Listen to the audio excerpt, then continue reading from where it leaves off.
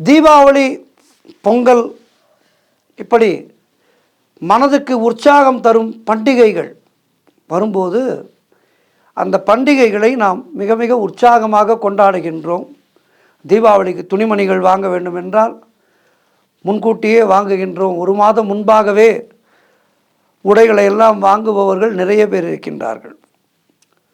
உற்சாகத்தை தருகின்ற பண்டிகை இந்த தீபாவளி பண்டிகை. இப்படி நம்முடைய மனம் சந்தோஷமாக இருப்பதற்காக இந்த பண்டிகைகள் எல்லாம் அமைத்திருக்கின்றார்கள்.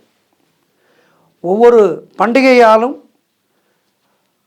நம்முடைய மனது உற்சாகப்படுகின்றது, ஊக்கப்படுகின்றது. சொந்த பந்தங்களோடு ஒன்றாக கூடுகின்றோம்.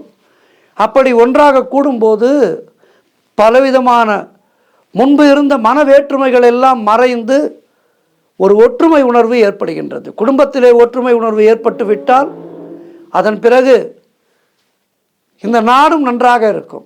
ஆகவே ஒற்றுமையை வலியுறுத்தித்தான் பண்டிகைகள் எல்லாம் அமைக்கப்பட்டிருக்கின்றது. இப்படி தீபாவளி, பொங்கல் என பண்டிகைகளுக்கெல்லாம் நாம் முன்னதாகவே தயார் ஆகின்றோம். அதுபோல நம்முடைய மனதை, அதாவது ஆன்மீக வழியிலே நம்முடைய மனதை கொண்டு சென்று நம்முடைய வாழ்நாள் முடியும் போது இறைவனோடு கலக்க வேண்டும்.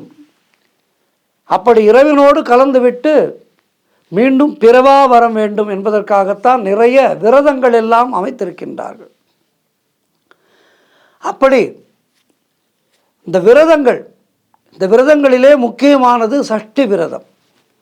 இந்த சஷ்டி விரதம் இந்த மாதம் ஐப்பசி மாதம் வருகின்றது. முதலிலேயே வந்துவிடுகின்றது. ஐப்பசி முதலிலேயே வந்துவிடுகின்றது. இந்த சஷ்டி விரதத்தை முறையாக அனுஷ்டிப்பவர்களுக்கு எல்லா விதமான பேறுகளும் கிடைக்கும் என்று கந்தபுராணம் சொல்கின்றது. சஷ்டி விரதம் என்பது பன்னெடுங்காலமாக நம்மோடு நாம் கொண்டாடுகின்ற விரதம்.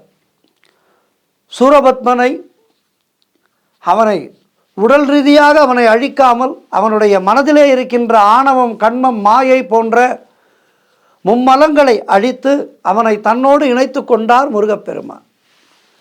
திருச்செந்தூரிலே இந்த சஷ்டி விரதம் இருந்து முருகப்பெருமானை தரிசிப்பவர்களுக்கு முருகப்பெருமானுடைய அருளாலே எல்லாமே கிடைக்கும் என்பது ஐதீகம்.